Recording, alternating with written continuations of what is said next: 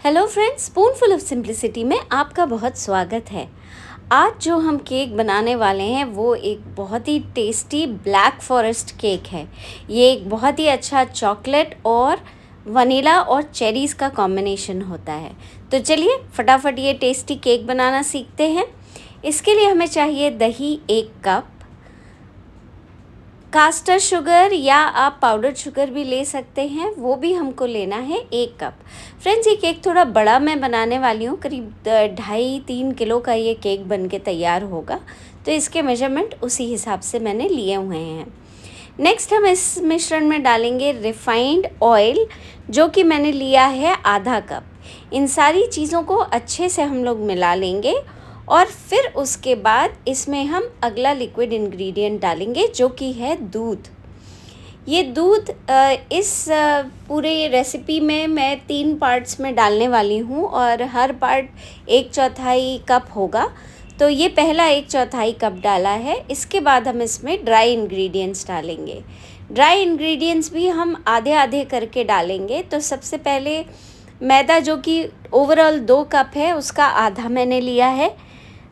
Cocoa powder, जो कि 2/3 cup लेना है, उसका भी आधा ले लिया है।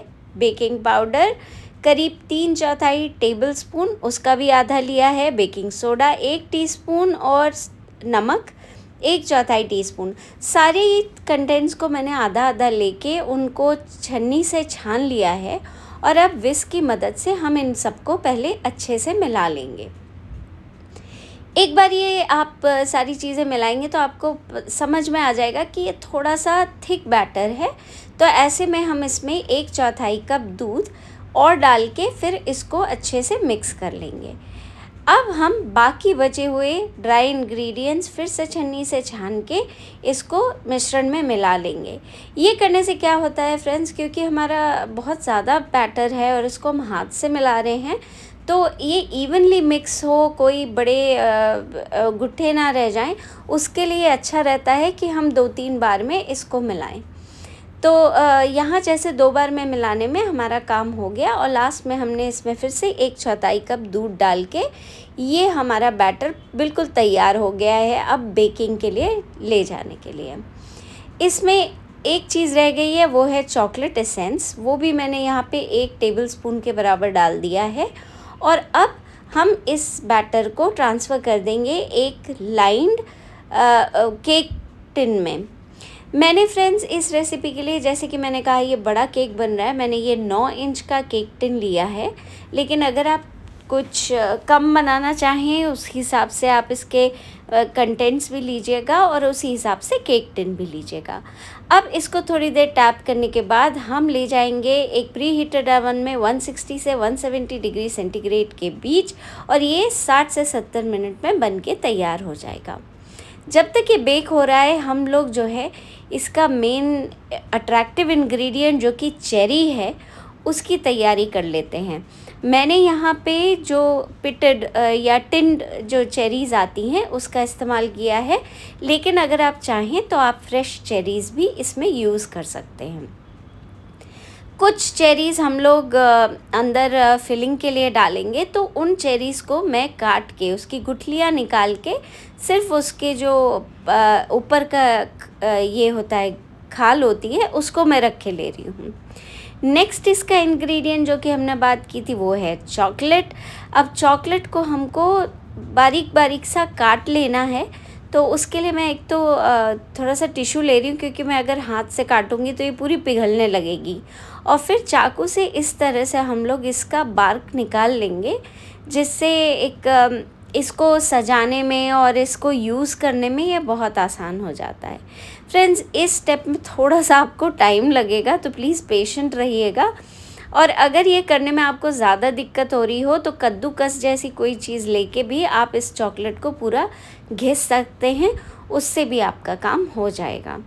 मैंने यहाँ पे कुकिंग चॉकलेट ली है, लेकिन आप जो रेगुलर चॉकलेट्स आती हैं, मिल्क चॉकलेट्स, वो भी इस्तेमाल कर सकते हैं।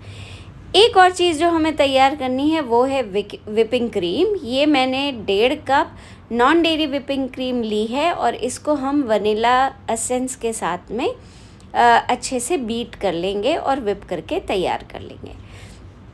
इसी बीच हमारा केक बेक हो गया था और मैंने ठंडा कर लिया है।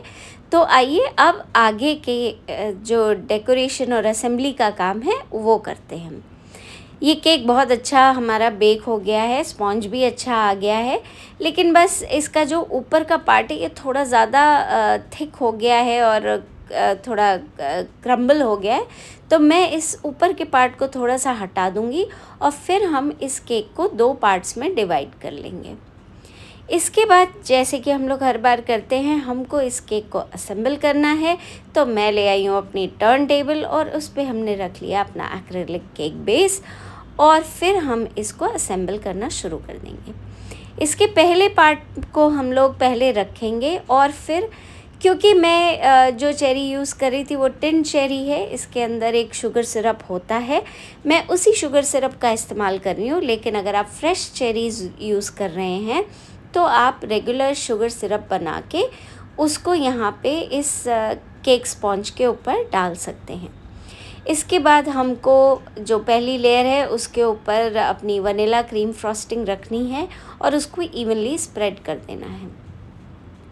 एक बार ये हो जाए तो अब इसमें हम लोग अपने इंटरेस्टिंग और स्टार इंग्रेडिएंट्स डालेंगे। पहला है चॉकलेट, उसको मैंने अच्छे से यहाँ पे स्प्रेड कर लिया है और मैं खूब सारी, आप लोगों को तो पता ही है, मैं अच्छे से कोई भी चीज़ अगर कोई भी केक बना रही हूँ तो वो इंग्रेडिएंट प्रोमिनेंट हो इसका ध्यान में रखती हूँ। तो मैंने खूब सारी चेरीज़ अंदर डाल दी है और फिर उसका सेकंड लेयर उसके ऊपर रख दिया है। इसको भी शुगर सिरप से अच्छे से कवर करने के बाद हम पूरे केक को अब वनीला फ्रॉस्टिंग से कवर कर देंगे। फ्रेंड्स, अगर इस केक में आप नॉर्मल चॉकलेट के अगर चंक्स डालना चाहें या आप चॉकलेट चिप्स यूज़ करना चाहें तो वो भी कर सकते हैं। ऐसा कुछ नहीं है कि आपको चॉकलेट काटना ही है बारीक से, लेकिन नॉर्मली जो ब्लैक फॉरेस्ट केक बनता है उसमें इसी तरह से डेकोरेट किया जाता है, इसलिए मैं ऐसा बता रही हूँ। खैर, हम लोगों की फ्रॉस्टिंग होने के बाद अब हमको इसमें खूब सारी चॉकलेट लगानी है और हर तरफ लगानी है। थोड़ा सा मेसी हो जाएगा but I am sure you can manage that. उसके बाद हम इसके ऊपर थोड़ी सी डेकोरेशन कर देंगे वनीला फ्रॉस्टिंग से और उसमें चेरीज़ लगा के, इसमें literally cherry on the cake होता है, तो वो करके हमारा ये बहुत ही टेस्टी, बहुत ही अमेजिंग और बहुत ही सॉफ्ट केक एकदम तैयार है। आप लोग खुद भी खाएं, औरों को भी खिलाएं और हमारी इस रेसिपी को ज़्यादा से ज़्यादा लोगों के साथ शेयर करें और सेव करके रख लें और ये केक बना के ज़रूर हमको बताएं कि कैसा लगा। हमारा वीडियो पसंद आया हो तो उसको ज़रूर लाइक कीजिए और अगर अभी तक आपने हमारा चैनल सब्सक्राइब नहीं किया है तो प्लीज़ अभी के अभी सब्सक्राइब कीजिए और बेल आइकन को प्रेस कर दीजिए, जिससे जब भी हम कोई रेसिपी डालें आपको पता चल जाए। इसी के साथ हम मिलेंगे अगले रेसिपी में, तब तक के लिए बाय बाय।